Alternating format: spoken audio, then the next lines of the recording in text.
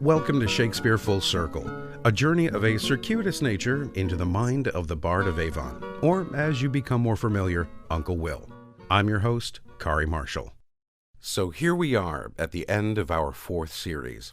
We have waited with bated breath, having not slept a wink, while thinking back over our better days, when we were snatched out of the jaws of death, realizing that the naked truth of the situation was that our love was indeed blind, forcing us to lie low, not budging an inch for goodness sake, realizing with a faint heart that there must have been some foul play at work. So, with brevity being the soul of wit, we will, with a sense of fair play, draw ourselves to conclusion.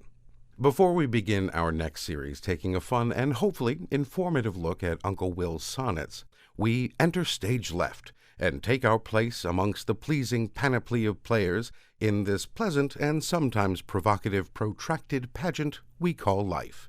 You guessed it.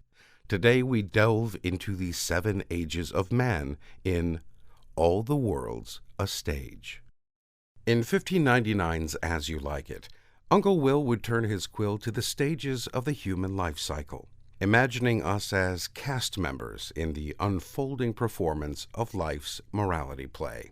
We begin with the helpless babe, swaddled in the arms of the nurse, moving swiftly on to the grumpy child interested more in play than in learning. Then the teenager, more interested in play of an amorous type. The young man follows, learning of discipline, duty, and glory through soldiery. In middle age, we find wisdom and justice, and perhaps a bribe or two on the side.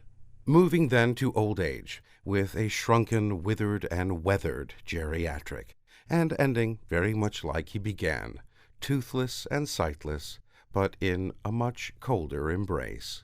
WGTE's Mary Claire Murphy gives you William's words.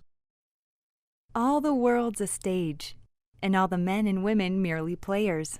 They have their exits and their entrances, and one man in his time plays many parts, his acts being 7 ages.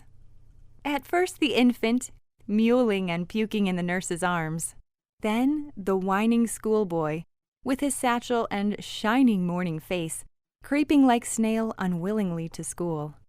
And then the lover, sighing like furnace, with a woeful ballad made to his mistress's eyebrow. Then a soldier, full of strange oaths, and bearded like the pard, jealous in honor, sudden and quick in quarrel, seeking the bubble reputation even in the cannon's mouth. And then the justice, in fair round belly, with good capon lined, with eyes severe and beard of formal cut, full of wise saws and modern instances, and so he plays his part. The 6th age shifts into the lean and slippered pantaloon, with spectacles on nose and pouch on side, his youthful hose, well saved, a world too wide for his shrunk shank, and his big manly voice, turning again towards childish treble, pipes and whistles in his sound. Last scene of all, that ends this strange eventful history, is second childishness, and mere oblivion. Sans teeth, sans eyes, sans taste, sans everything. Almost like coming full circle. Sorry, I couldn't resist. If Uncle Will is right, then most of us will not be the stars of this play, but mere spear carriers. The trick, it would seem, is to carry your spear with a difference. So warm up, settle in, and go over your blocking, and I'll see you on stage for the next series. Well, alas and alack, my friends, that's all we have time for. Join us again next time for another circuitous journey into the mind of Uncle William. I'm Kari Marshall. Farewell until next time.